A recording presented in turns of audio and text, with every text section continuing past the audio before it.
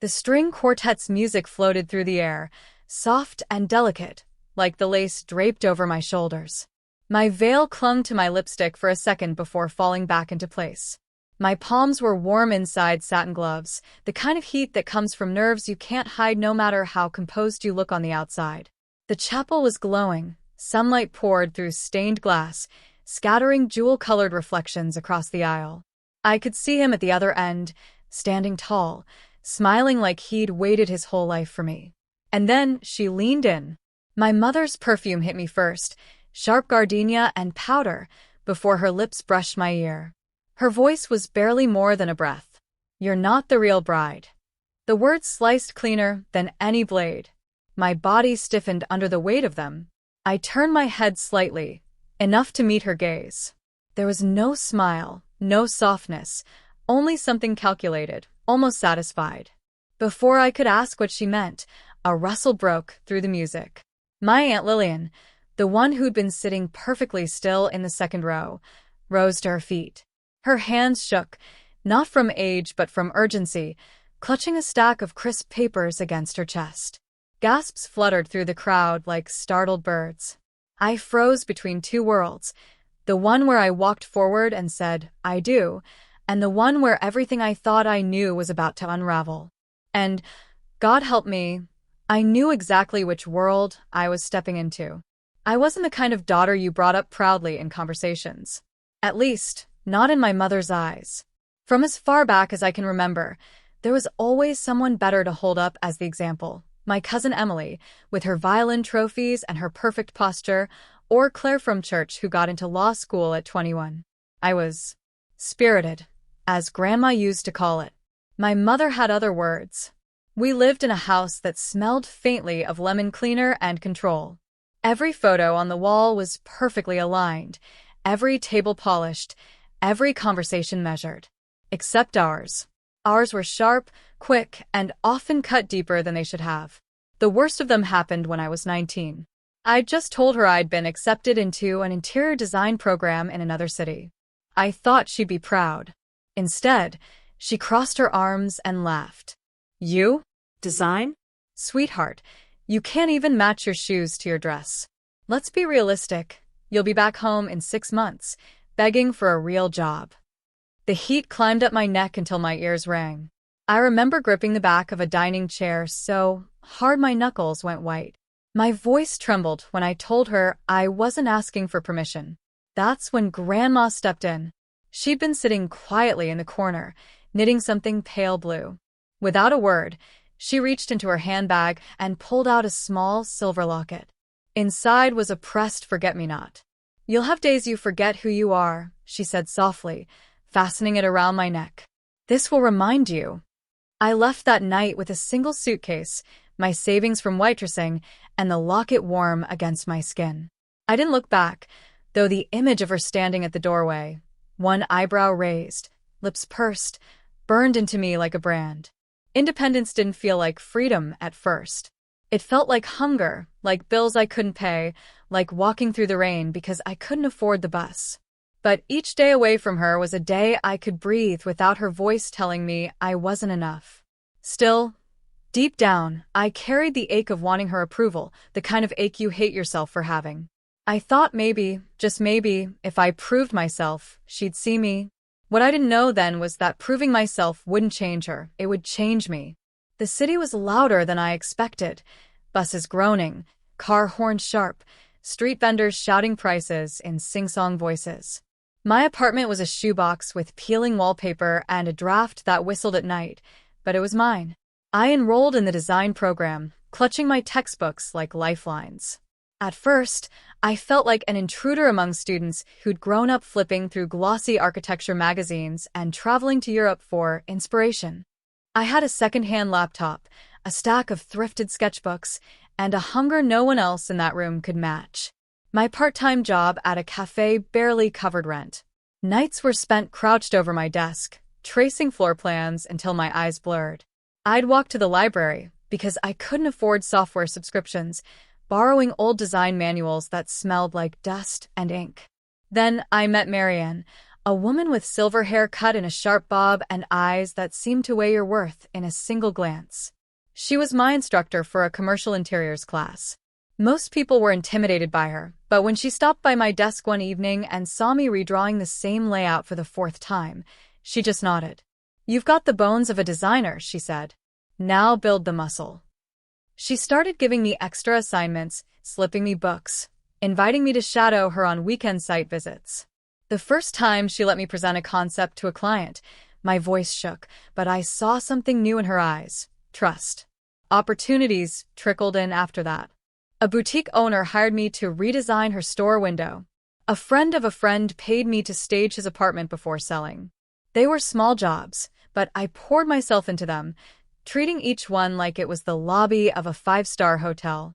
I never told my family much. On calls, I'd mention I was keeping busy or still working on projects. I posted modest pictures online, never the full story, never the high-profile clients I began landing through word of mouth. Part of me wanted to protect this life from them, as if their judgment could somehow poison it. By my late 20s, I had my own firm, a two-room office with exposed brick and a window that caught the morning sun. I hired 2 assistants, both younger women I saw pieces of myself in. We worked hard, laughed harder, and celebrated every win, from landing a luxury hotel contract to getting featured in a design magazine. I built not just a career but a fortress, one made of contracts, clients, and quiet confidence. My name was known in circles my mother didn't even know existed. When I met Daniel, I didn't lead with my resume. I let him see the woman before the work. He loved my independence, never flinched at my long hours, and celebrated my ambition. By the time we got engaged, I'd built a life my 19-year-old self would never have believed possible. I wasn't just surviving anymore, I was thriving, quietly, deliberately, in a way no one back home had ever expected. And I was perfectly content to keep it that way, until the wedding day forced everything into the light. The music kept playing, but it might as well have been silence. My mother's whisper clung to me like static: "You're not the real bride." I stood there, frozen, my bouquet trembling just enough for one petal to drop. Aunt Lillian's heels clicked against the marble as she made her way to the front, the stack of papers pressed so tightly to her chest they bent slightly at the edges. Daniel glanced between us, his brow furrowed. He took a half step forward, but I lifted a hand. Not yet. My feet felt anchored, not from fear, but from the knowledge that something I'd buried for years was about to claw its way into the open. Lillian reached the altar and turned to face the guests, her voice steady but sharp. "Before we go any further, there's something you all need to know," she began. My mother's jaw tightened. "Sit down, Lillian," she hissed. But Lillian didn't flinch. She unfolded the top sheet, a marriage certificate, dated 3 years before my birth. Not my parents' names. A different woman listed as spouse. Gasps rippled through the crowd. I felt my chest tighten, but I stayed still, listening. "For 30 years, Lillian said, this family has pretended certain truths didn't exist. But today, on her wedding day, she deserves the truth, not whispers." The documents came one by one. Paternity test results, legal guardianship records, an old letter from my father admitting he'd taken me even though I wasn't his biological child. And suddenly it clicked. My mother's words weren't just cruel. They were literal. To her, I was never the real daughter. I looked at her, searching for even a flicker of remorse, but all I saw was the same cold calculation that had shadowed my childhood. She didn't deny it. Daniel's hand found mine, his grip steady. I could feel the eyes of every guest on me, waiting for a reaction, expecting me to crumble. Instead, I stepped forward. I took the papers from Lillian, scanned them briefly, then set them on the altar like they were nothing more than the day's program. "So," I began, my voice carrying in the hush, "it turns out the woman who raised me doesn't consider me her real daughter. That's fine. Because the woman I've become, I built without her help." A murmur swept through the crowd. My mother's lips parted, but I didn't give her the chance to speak. "This doesn't change a thing about who I am, or who I'm marrying today. But it does change one thing, what I owe her, which, as of this moment, is nothing." I turned to the guests, letting the words settle. If you came here for a performance of family perfection, I'm sorry to disappoint you. But if you came here to witness love, you'll still get that. Daniel smiled, pride flickering in his eyes. Lillian, standing just behind me now, squeezed my shoulder. The officiant hesitated, clearly unsure how to proceed, but I nodded. We can continue. And so we did.